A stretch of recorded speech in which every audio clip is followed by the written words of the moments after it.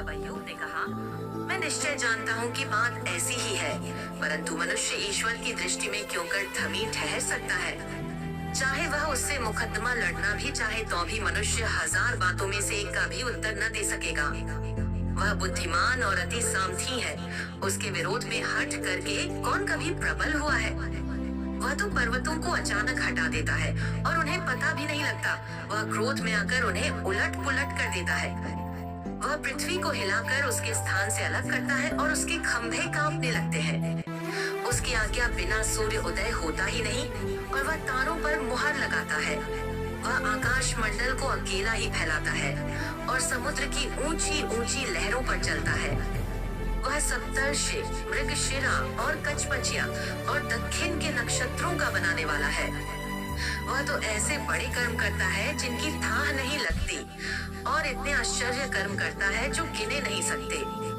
देखो, वह मेरे सामने से होकर तो चलता है परंतु मुझको नहीं दिखाई पड़ता, और आगे को बढ़ जाता है परंतु मुझे सूझ ही नहीं पड़ता है। देखो, जब वह छीनने लगे तब उसको कौन रोकेगा? कौन उससे कह सकता है कि तू यह क्या करता है? ईश्वर अपना क्रोध ठंडा नहीं करता। अभिमानी के सहायकों को उसके पांव तले झुकना पड़ता है। फिर मैं क्या हूँ जो उसे उत्तर दूं और बातें छाट छाट कर उससे विवाद करूं? चाहे मैं निर्दोष भी होता परंतु उसको उत्तर न दे सकता। मैं अपने मुद्दई से गिड़गिड़ाकर विनती करता।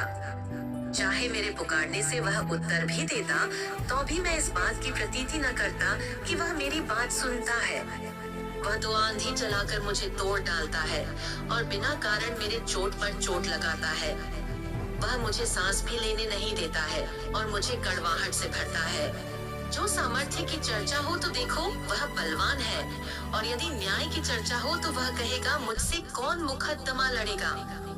जो सामर्थ्य की चर्चा हो तो देखो वह बलवान है, और यदि न्याय की चर्चा हो तो वह कहेगा मुझसे कौन मुकद्दमा लड़ेगा।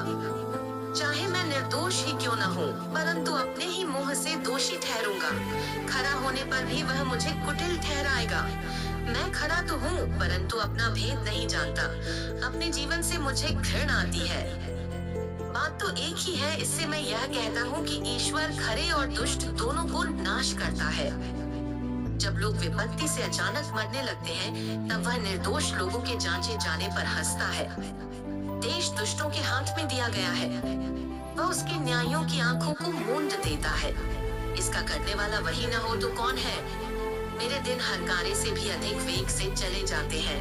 वे भागे जाते हैं और उनको कल्याण कुछ भी दिखाई नहीं देता। वे वेग चाल से नावों की नाई चले जाते हैं।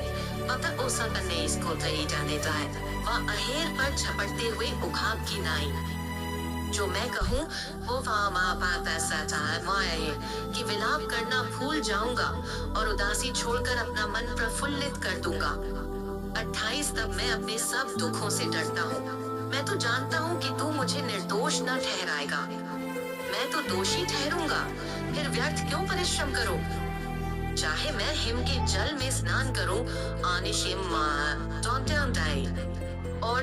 और अपने हाथ खार से निर्मल करूँ, तो भी तू मुझे गड्ढे में डाल ही देगा और मेरे वस्त्र भी मुझसे घिनाएंगे, क्योंकि वह मेरे तुल्य मनुष्य नहीं है कि मैं उससे वाद विवाद कर सकूं और हम दोनों एक दूसरे से मुकद्दमा लड़ सकें। हम दोनों के बीच कोई बिछवाई नहीं है जो हम दोनों पर अपना हाथ रखे।